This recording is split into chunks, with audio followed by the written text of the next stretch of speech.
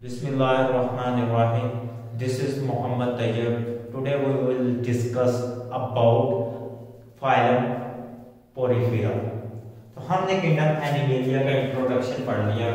Kingdom animalia में multi cellular organism include होते हैं जिनको हम मेटाजोआ कहते हैं। और मेटाजोआ की हमने जो फर्दर दो कैटेगराइज की थी, हमने कहा था मेटाजोआ को दो ग्रुप्स में डिवाइड किया गया है, यूमेटोजोआ और पैराजोआ। क्या है?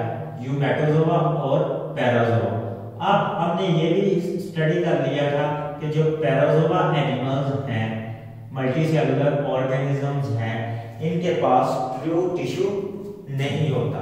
तो इसमें सिर्फ एक ही फाइलम आता है। आज हमने वो स्टडी करना है, फाइलम पोरीफेरा। Phylum Porifera. तो अब ये फाइलम सब ग्रुप पैराजोआ में फॉल कर रहा है। तो इसका मतलब इसके पास ट्रू टिश्यू भी नहीं होंगे। इसके पास भी क्या होंगे? फर्स्ट इसकी जो कैरेक्टरिस्टिक्स होगी, इसके पास ट्रू टिश्यू नहीं होंगे। अब फाइलम पोरीफेरा में हमने क्या क्या स्टडी करना है? इसकी हमने बेसिक कैरेक्टरिस्टिक्स स्टडी करनी है, हमने इसका रिप्रोडक्शन मोड स्टडी करना है, हमने इसकी 2, 3, 4 स्पीशीज जो है फेमस स्पीशीज हैं इसके बारे में हमने डिस्कस करना है। सबसे पहले हम देखते हैं पोरीफेरा का वर्ड कहां से डिराइव हुआ। तो पोरीफेरा का जो वर्ड है वो लैटिन लैंग्वेज से डिराइव हुआ। इसका वर्ड किससे डिराइव हुआ है? लैटिन लैंग्वेज यानी कि लतीनी जुबान से। तो ये दो वर्ड है इसके। फर्स्ट वर्ड है पोरस। पोरस जैसे नाम को से ही जाहिर कर रहा है, इसका मतलब क्या है? पोरस का मतलब होता है पोर, यानी कि सुराख। सुराखदार ये एनिमल्स होंगे, इनकी बॉडी में क्या होंगे? पोर्स होंगे। सेकंड इसका जो वर्ड है वो है फीरा। क्या है? फीरा। फीरा लैटिन वर्ड है, इसका मतलब है टू बियर। टू बियर का मतलब है कि रखना। इनके पास क्या होंगे? इनकी बॉडी पे हमारे क्या होंगे? सुराख होंगे। तो सबसे पहली इनकी जो प्रॉपर्टीज है, इनका जो नेम ही फाइलम का रिप्रेजेंट कर रहा है, इनकी बॉडी में क्या होंगे? सुराख होंगे। तो इसका जो वर्ड है लैटिन लैंग्वेज से निकला हुआ है। नेक्स्ट हमने स्टडी किया जब इन ऑर्गेनिज्म को, इन फाइलम को, तो इसकी स्पीशीज क्या है, कितनी थी? इसकी स्पीशीज कितनी थी? तो अब स्पीशीज आप लोग शुरू से 9th क्लास में भी 10th क्लास में भी पढ़ते आ चुके हैं कि स्पीशीज क्या होती है? Group of same individual that can be reproduce and produce a fertile offspring. तो इसकी टोटल स्पीशीज हमारे पास कितनी है? 5000। अब ये वैल्यूज पुरानी हैं, अब और भी न्यू स्पीशीज डिस्कवर हो चुकी हैं, लेकिन हम इस वैल्यू को ही प्रेफर करें। अब इसकी टोटल स्पीशीज कितनी है? 5000। अब इन स्पीशीज को on basis of their terrestrial environment दो कैटेगरीज में, कितनी? On the basis of their habitat दो कैटेगरीज में डिवाइड किया गया है। एक है फ्रेश वाटर, जो कि फ्रेश वाटर में रहते हैं, और एक है मरीन वाटर, जो कि समुद्र में यानी कि साल्टी वाटर में रहते हैं। तो इन कैटेगरीज की बेस पे हमने टोटल कितनी है? 5000। तो फ्रेश वाटर स्पीशीज इसकी कितनी है? वो है 150। कितनी है? 150। और इसके बाद बाकी जितनी स्पीशीज बनती है 4850 स्पीशीज हमारे पास बाकी तो ये बचती हैं 5000 में से। वो क्या है? Marine water. अब ये होगी इसकी क्या? एक हमारे पास नंबर आ गए इसकी कितनी स्पीशीज है। सेकंड हमें इसकी स्टडी करनी है कैरेक्टरिस्टिक्स। इन ऑर्गेनिज्म के पास कौन से कैरेक्टर्स होते हैं, कौन सी खुसूसियात होती हैं, वो हम देखेंगे। अब बायोलॉजिकल कैरेक्टर कहते किसको है? हमारी तो खुसूसियत है ना, वो खूबसूरत है, ये भी कैरेक्टर है। लेकिन बायो में, साइंस में वो चीज को कैरेक्टरिस्टिक्स माना जाता है जिसको हम मेजर कर सके। ठीक है? Anything that has genetic base and can be measured anatomically कि मीन के उसकी एनाटॉमी की फीचर्स को भी हम क्या कहते हैं, करैक्टर कहते हैं। तो अब करैक्टरिस्टिक्स सबसे पहले हम स्टडी करेंगे। तो अब सबसे पहले हमने क्या कहा कि ये पैरोजोआ का फाइलम है, तो इसके पास क्या होगी, ऑर्गेनाइजेशन किस किस्म की होगी। तो हम इसकी ऑर्गेनाइजेशन देखते हैं। जैसे कि हमने स्टडी किया था कि ऑर्गेनाइजेशन क्या, एटम मिलके मॉलिक्यूल बनाते हैं, मॉलिक्यूल मिलके सेल बनाते हैं, सेल ऑर्गेनेल्स बनाते हैं, ऑर्गेनेल्स मिलके क्या बनाती है, सेल बनाती है, सेल मिलके क्या बनाते हैं, हमारे पास टिश्यू बनाते हैं। तो यहाँ पे इनके पास टिश्यू और ऑर्गन सिस्टम नहीं होगा। तो हेमिक ऑर्गेनाइजेशन में क्या आएगा, नॉन टिश्यू लेवल के मीन के इनके पास ग्रुप ऑफ सेल्स वो क्या है, स्पेसिफिक फंक्शन नहीं परफॉर्म करेंगे। और नो ऑर्गन सिस्टम, इनके पास ऑर्गन सिस्टम भी नहीं होगा। अगर हमारे पास, हमें पता है कि पैरोजोआ के पास टिश्यू लेवल नहीं होता, तो इसका मतलब टिश्यू मिलके ऑर्गन बनाते हैं, तो इनके पास ऑर्गन भी नहीं होगा। तो नेक्स्ट हमने इसकी जो कैरेक्टरिस्टिक्स स्टडी करनी है वो है इसके पास कितनी टाइप्स के सेल्स होते हैं, क्योंकि ये मल्टी सेलुलर है ऑर्गेनिज्म, तो इसके पास क्या होंगे, एक से ज्यादा सेल्स होंगे। तो मल्टी सेलुलर ऑर्गेनिज्म के पास हमने यहाँ पे स्टडी करनी है टाइप्स ऑफ सेल। क्या, अब नेक्स्ट हमने क्या स्टडी करना है, types of cell, types of cells. तो इसके पास वो बताएगा 3 किस्म के सेल्स होते हैं। कितनी किस्म के सेल्स होते हैं, 3 किस्म के सेल्स। एक है वो कहेगा पैनाइकोडर्म, पैनाइकोडर्म सेल्स के है, ये इसकी ऑटोनॉमस लेयर बनाते हैं। दूसरा सेल कहेगा वो है इसके पास मेसेनकाइमा, मेसेनकाइमा। इनका ये सेल का फंक्शन है, ये रिप्रोडक्शन में बहुत ज्यादा हेल्प करते हैं। वन बाय वन हम इनको डिस्कस करेंगे। उसके बाद है वो कहेगा इनके पास केनोसाइट्स होते हैं, ठीक है। ये सेल्स का भी बहुत ही इंपॉर्टेंट फंक्शन है इनकी बॉडी में। जितनी भी खुराक की कलेक्शंस है वो ये करेंगे और इनका रिप्रोडक्शन में भी रोल होता है। तो 3 तरह के इनकी बॉडी में सेल्स पाए जाते हैं। अब आ जाते हैं इनकी हम बॉडी की तरफ, ठीक। अब इनकी पहले बॉडी को डिस्कस करेंगे। हमने सेल्स की टाइप देख लिया, 3 किस्म की हैं। अब हम इनकी बॉडी को डिस्कस करेंगे और इनके तीनों सेल्स के जो फंक्शंस हैं उसको डिस्कस करेंगे। सबसे पहले इसकी बॉडी की जो सिमेट्री होती है, क्या होती है, सिमेट्री। इसकी बॉडी की जो सिमेट्री होती है हमारे पास, ये इसकी ब्लैक कलर में सिमेट्री बता रहा है। इस बॉडी की जो सिमेट्री है, सिमेट्री मैंने क्या कहा था, repetitions of the body part around the central axis। तो इसकी जो सिमेट्री है वो एसिमेट्री होता है। वो क्या होता है, ये एसिमेट्री होता है, यानी कि इसकी कोई भी सिमेट्री नहीं होती। हम इसको किसी भी प्लेन में इक्वल हाफ में कट नहीं कर सकते कि एक प्लेन में अगर कट करें तो हमारे पास दूसरी साइड क्या है, उसका मिरर इमेज आ जाए। ना इनके पास बाइलेटरल सिमेट्री होती है और ना ही इनके पास रेडियल सिमेट्री होती है। तो हम इनको इसलिए एसिमेट्रिकल ऑर्गेनिज्म कहते हैं। उसके अलावा अब इसकी सिमेट्री के अलावा हम इसकी आते हैं बॉडी स्ट्रक्चर की तरफ। इसके पास क्या होता है, बॉडी एक एसिमेट्रिकल है। उसके बाद इसकी बॉडी के ऊपर 2 किस्म की लेयर्स होती है। जो अपर लेयर होती है हम उसे कहते हैं पैनाइकोडर्म। क्या कहते हैं, ये वाली अपर लेयर रिप्रेजेंट कर रही है पैनाइकोडर्म। किसको, पैनाइकोडर्म। अब इस लेयर में क्या होते हैं, छोटे छोटे सुराख होते हैं। क्या होते हैं, ये ब्लैक कलर के जो हैं, ये हमारे पास डॉट क्या किसको रिप्रेजेंट कर रहे हैं, इस बॉडी पे क्या होते हैं, सुराख होते हैं। अब इन पोर्स का क्या फंक्शन है, तो इन सुराखों को हम क्या कहते हैं, पोरोसाइट, पोरोसाइट्स। अब इन सुराखों का फंक्शन है, बॉडी में पानी एंटर होता है, ठीक है। इनके जरिए क्या होता है, बॉडी में पानी एंटर होता है और इन छोटे सुराखों को हम क्या कहते हैं, ओस्टिया भी कहते हैं। क्या कहते हैं, पोरोसाइट सेल से मिलकर बना होता है और ये इनको क्या कहते हैं, ओस्टिया कहते हैं श्रावक को।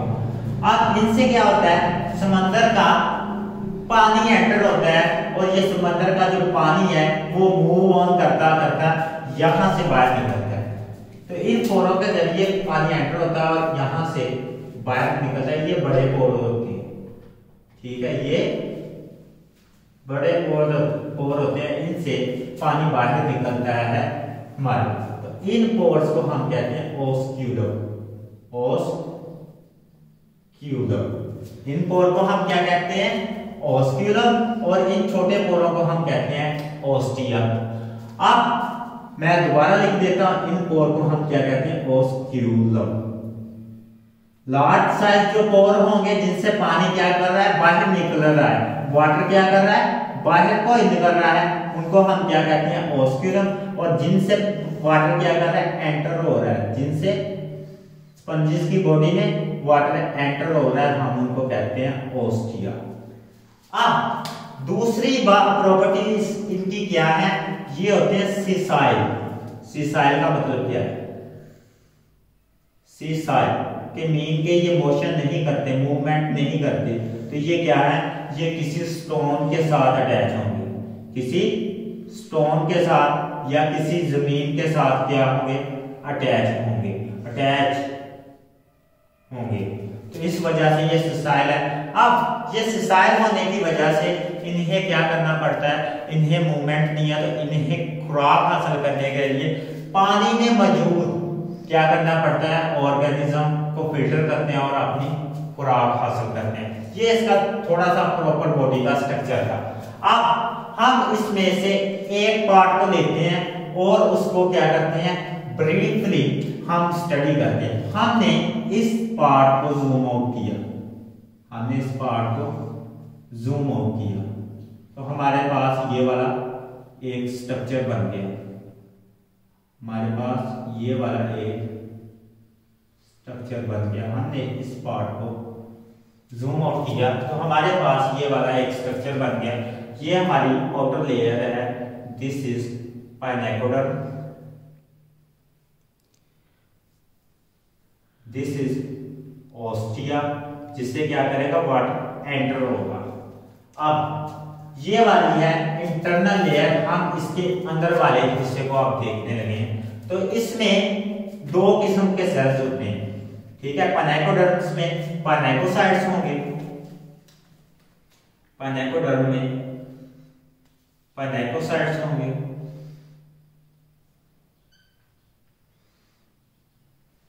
और इंटरनल लेयर को कहते हैं, इसमें होते हैं कैनोसाइट सेल्स, इसमें कैनोसाइट सेल्स होते हैं। और कैनोसाइट सेल की जो मेन फीचर है, इनके पास फ्लैजेला होता है। क्या होता है, फ्लैजेला। ये फ्लैजेला का फंक्शन ये है कि ये वाटर की मूवमेंट को हेल्प देता है।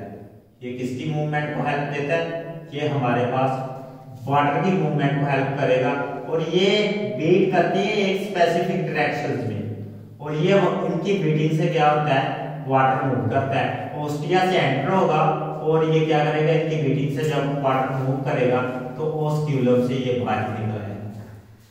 अब ओस्टिया से वाटर एंटर हो रहा है, इससे इन पोर से वाटर एंटर हो रहा है, और ये वाटर क्या है, इनकी बीटिंग की वजह से, इनकी बीटिंग की वजह से ओस्क्यूलम से क्या निकल रहा है, बाहर निकल रहा है। तो मैं यहाँ पे H2O लिख देता हूँ, इनकी बीटिंग की वजह से वाटर इधर से एंटर हुआ और उधर से निकला।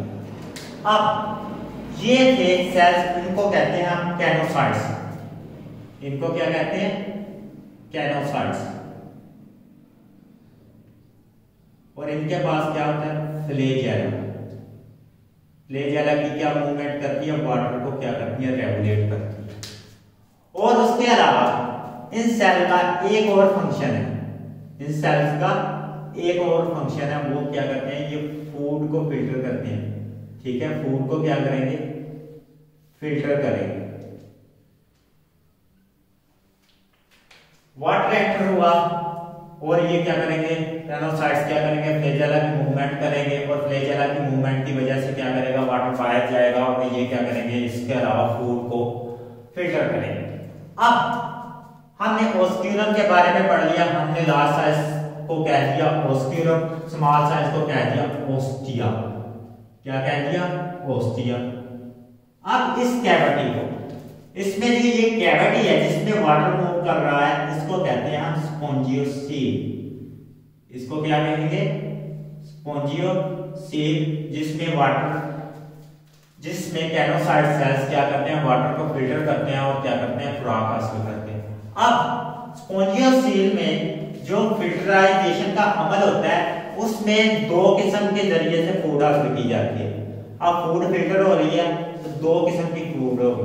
20% क्या होंगे, हमारे पास माइक्रो ऑर्गेनिज्म होंगे जिन्हें हम ज़ूफ्लैजिलेट्स कहते हैं। ठीक है, ये क्या है, आम आंख से नजर नहीं आती। ज़ूफ्लैजिलेट्स और फाइटोप्लैंक्टन्स,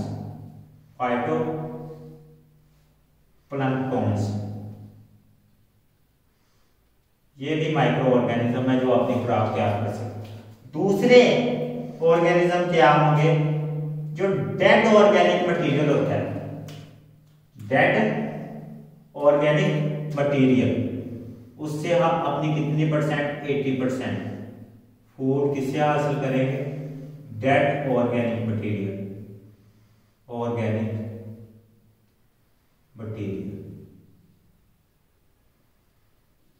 हमने डिस्कस कर लिया कि ये अपनी खुराक कितने परसेंट, 20% और 80% हासिल करते हैं। और ये कौन से सेल करते हैं, कैनोसाइट्स क्या करते हैं, फूड को फिल्टर भी करते हैं और वाटर प्लांट को क्या करते हैं, कंट्रोल भी करते हैं।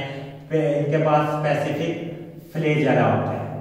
अब नेक्स्ट, इनका स्केलेटन कैसा होता है, इनका स्केलेटन जिस तरह का होता है, हमने इसके स्केलेटन के बारे में आप स्टडी करें तो हमने अब इसके स्केलेटन के बारे में स्टडी करना।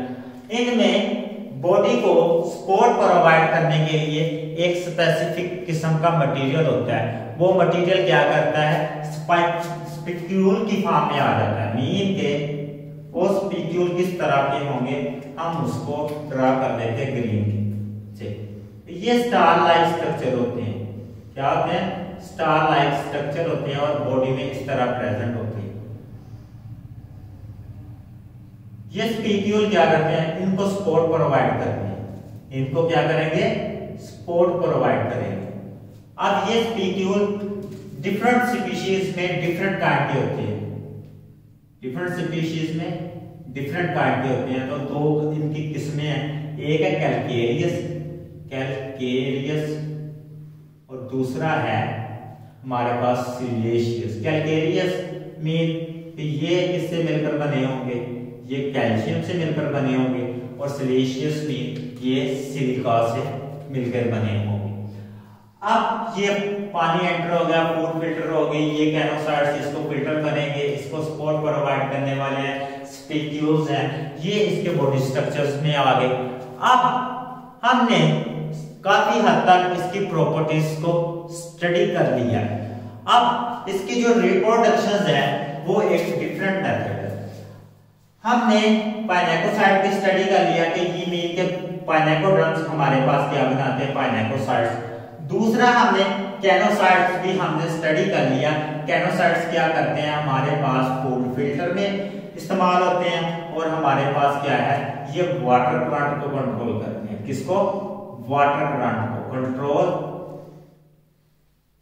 Water plant.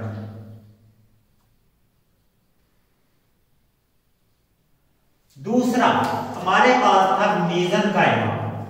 क्या था, मेसेनकाइमा। अब मैं मेसेनकाइमा को रिप्रेजेंट करने लगा हूं। इसमें मेसेनकाइमा एक स्पेशल काइंड की सेल्स होते हैं। ठीक, मेसेनकाइमा एक स्पेशल काइंड के सेल्स होते हैं, वो भी पाइनेकोड्रम्स, ठीक है, और कैनोसाइट के दरमियान होते हैं। आउटर लेयर को कहते हैं हम पाइनेकोड्रम्स, ठीक, हम मैंने रिप्रेजेंट कर दिया। इनर लेयर को कहते हैं कैनोसाइट्स, इनके दरमियान प्रेजेंट होते हैं। और ये मीबाइड सेल्स क्या करते हैं, ठीक है, इनको मेसेनकाइमा सेल्स कहते हैं, मेसेनकाइमा। सेल्स। अब ये मेसेंकाइमा सेल्स के दो फंक्शंस हैं। एक तो सबसे पहले इनको हम अमीबॉइड सेल्स भी कहते हैं, ये टर्म आपके यहां यूज हुई है। इनको मेसेंकाइमा को अमीबॉइड सेल्स भी कहते हैं। अब अमीबॉइड सेल्स दो तरह के फंक्शन परफॉर्म करते हैं। एक तो क्या करते हैं, ये रिप्रोडक्शन करेंगे। जब रिप्रोडक्शन का प्रोसेस आएगा तो इनका बहुत ज्यादा इंपॉर्टेंट फंक्शन होता है। दूसरा क्या करेंगे, ये हमारे पास जो है स्केलेटल मटेरियल है, स्पिक्यूल बनाने वाला मटेरियल, उसको ऑक्सीडेट करते हैं। तो ये ऑक्सीडेशन ऑफ स्केलेटल मटेरियल, तो हम यहाँ पे ये लिख देते हैं कि ये क्या करेंगे, स्केलेटल मटेरियल को क्या करेंगे, एक्सक्रीट करेंगे। हमारे पास इसका दो फंक्शन आ गए। मेसेंकाइमा सेल्स किसमें प्रेजेंट होते हैं, पैनेकोडर्म और कैनोसाइट। मेसेंकाइमा सेल्स को हम अमीबॉइड सेल्स भी कहते हैं और ये क्या करते हैं, रिप्रोडक्शन करते हैं और एक्सक्रीशन करते हैं। और ये क्या करते हैं, एक्सक्रीशन कौन सी करते हैं, जो स्केलेटल मटेरियल हमारे पास होता है, जो स्केलेटल बनाते हैं। तो अब हम इनकी वन बाय वन फंक्शंस को यहाँ पे डिस्कस करने लगे हैं। पैनेकोडर्म किससे मिलकर बनी होती है, हमारे पास पैनेकोसाइट से।